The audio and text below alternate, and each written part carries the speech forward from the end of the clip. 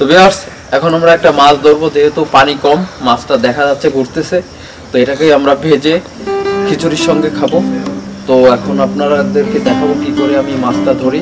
একটু লেট হবে, হতে পারে সময় লাগতে পারে, তারপরেও চেষ্টা করবো আমরা।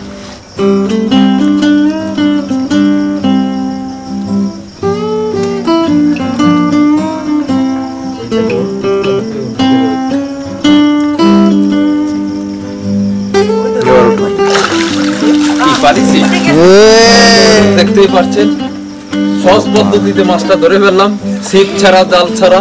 অবশ্যই এটা হচ্ছে অনেক বড় বড় মাছ এখানে আছে। যাই হোক, যেহেতু নাফিসের ছাড়া মাছ, তো আমরা নাফিসের কেমন উপলব্ধি, তোমার কেমন লাগতেছে? তোমার পুকুরের প্রথম মাছটা যে আমরা ধরলাম, দেখেন তোমার কাছে কেমন লাগতেছে? হ্যাঁ, ভালো লাগতেছে।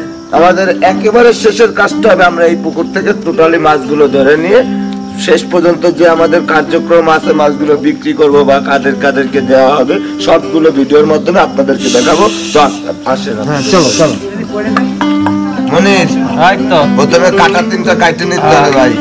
তারপরে আমরা মাছের পাঙ্গাস মাছের উপরে একটু আঠা থাকে, ঠিক আছে?